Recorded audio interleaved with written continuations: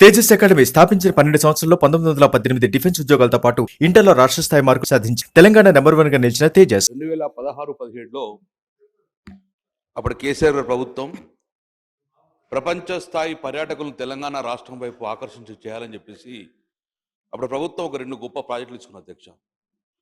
ఒకటి Musi river front, ఒకటి మానే రివర్ ఫ్రంట్. ఈ 2 ప్రాజెక్టు టేకప్ ఇచ్చిన అధ్యక్ష. దాంట్లో భాగంగా సౌత్ ఇండియాలో ప్రప్రథంగా ఒక కేబుల్ బ్రిడ్జ్ ఆల్రెడీ ఈ మానే రివర్ ఫ్రంట్లో భాగంగా స్టార్ట్ చేసిన అధ్యక్ష.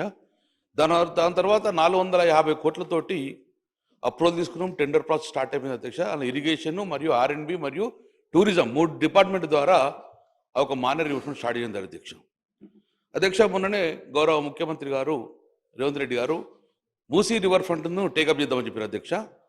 నేను ఇక్కడ ఫైనాన్స్ మినిస్టర్ గారు ఉన్నారు, వారిని కూడా రిక్వెస్ట్ చేస్తాను అధ్యక్ష. ఎలాగైతే మూసీ రివర్ ఫ్రంట్ మీరు కొత్తగా స్టార్ట్ చేస్తారో already existing project almost 70% works complete అయిపోయినాయి. మిగతా 30% కంప్లీట్ చేస్తే అది రాష్ట్రానికి కూడా ఒక పర్యాటకులు ఆకర్షితంగా ఉంటుంది.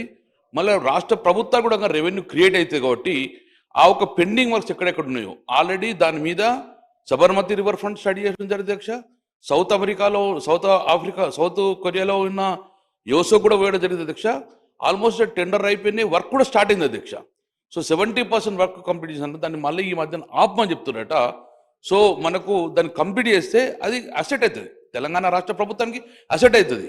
సో దాని పెండింగ్ ప్రాజెక్ట్ ఉండకుండా ఎలాగైతే మూసీ రివర్ ఫ్రంట్ కంప్లీట్ చేస్తానని మీరు అనుకున్నారో దీన్ని కూడా బడ్జెట్లో నిధులు కేటాయించి మిగిలిన 30% వర్క్స్ కూడా కంప్లీట్ చేయాలని చెప్పేసి నా ఫైనాన్స్ మినిస్టర్ గారిని నేను రిక్వెస్ట్ చేస్తున్నాను. దాని కూడా నిధులు కేటాయించాలని చెప్పి నేను కోరుకున్నాను అధ్యక్ష. మంత్రి గారు.